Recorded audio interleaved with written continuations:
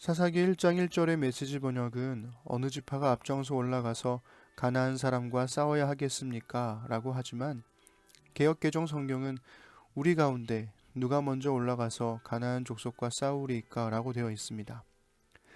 즉 메시지에서는 우리 가운데를 어느 지파가 라고 의역한 겁니다.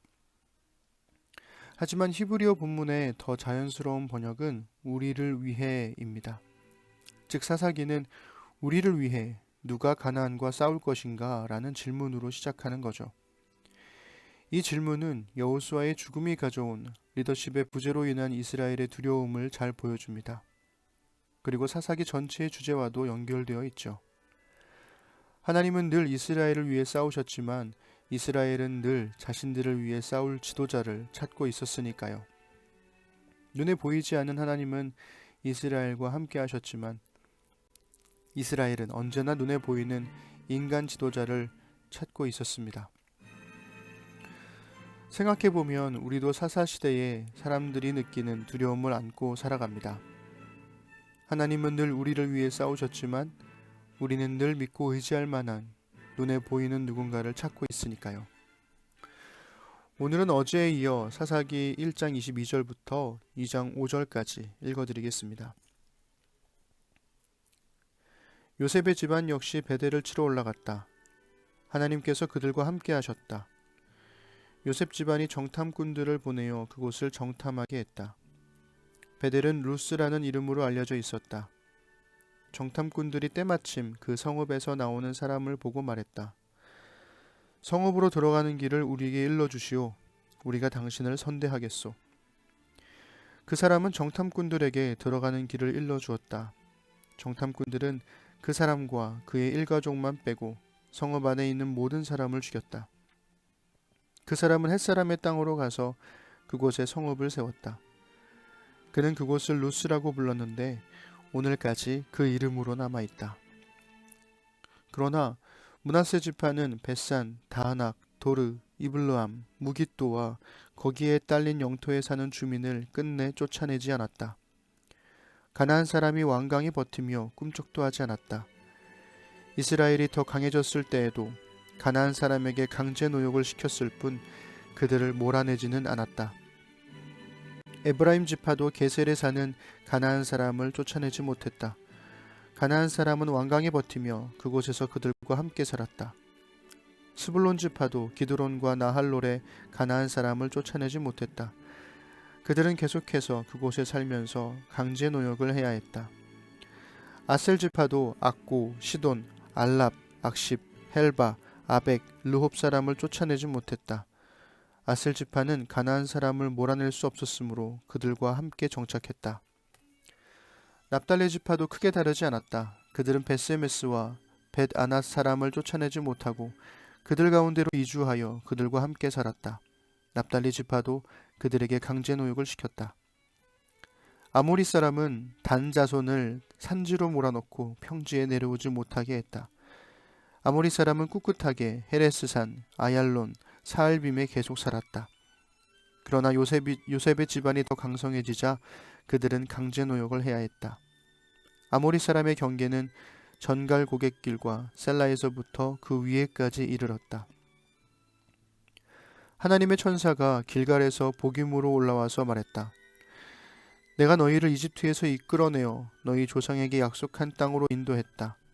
내가 너희에게 말하기를 나는 너희와 맺은 내 언약을 절대로 어기지 않을 것이다. 그러니 너희는 이 땅에 사는 사람들과 절대로 언약을 맺어서는 안 된다. 그들의 제단들을 허물어라 하고 말했다. 그러나 너희는 내 말에 순종하지 않았다. 어찌 이럴 수 있느냐? 이제 내가 너희에게 말한다. 나는 그들을 너희 앞에서 쫓아내지 않을 것이다. 그들이 너희를 걸려 넘어지게 하고 그들의 신들은 너희에게 덫이 될 것이다. 하나님의 천사가 이스라엘 온 백성에게 이 말을 하자 그들이 큰 소리로 울었다. 그들은 그곳을 우는 사람들이라는 뜻의 복임이라고 불렀다. 그리고 거기서 하나님께 제사를 드렸다. 앞에서 남쪽을 대표하는 유다 지파에 관해 말했다면 여기서는 북쪽을 대표하는 요셉 지파에 관해 말합니다. 후대의 사사기를 읽는 이스라엘 사람들은 하나님에 대한 믿음 없음의 뿌리가 아주 오래전부터 깊이 박혀 있었다는 것을 깨닫게 되었을 겁니다. 방금 읽은 본문은 여호수아 2장의 라합을 생각나게 하지만 드러나는 양상은 다릅니다.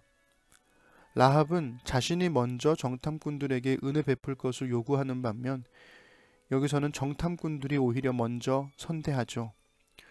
선대로 번역된 히브리어는 헤세드로 언약적 관계를 뜻합니다.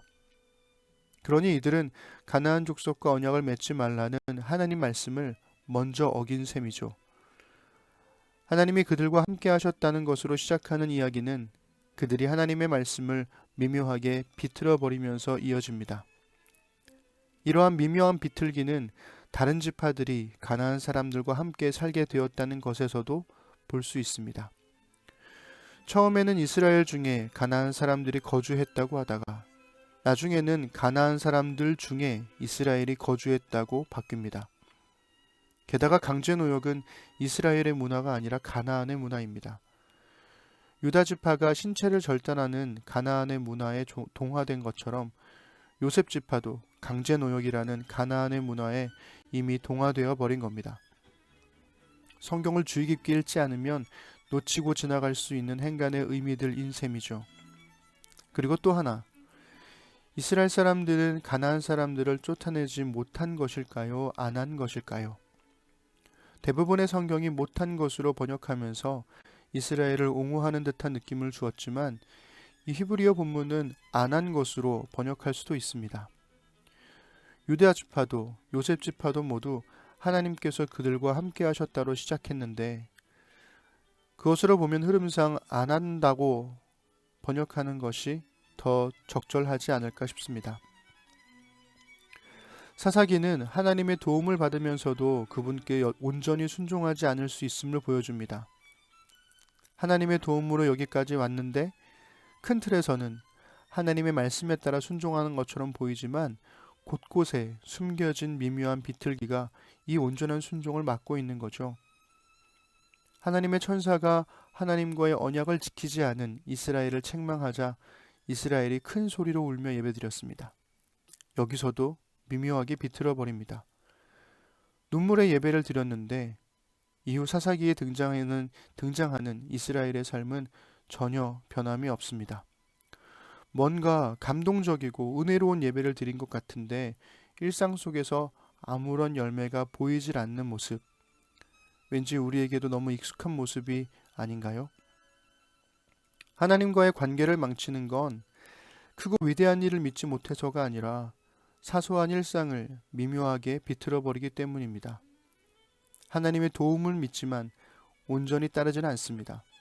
가나안과 싸우지만 쫓아내지는 않습니다. 눈물로 예배는 드리지만 삶을 바꾸진 않습니다. 이렇게 미묘하게 비틀려 버린 신앙생활, 당신은 어떠신가요?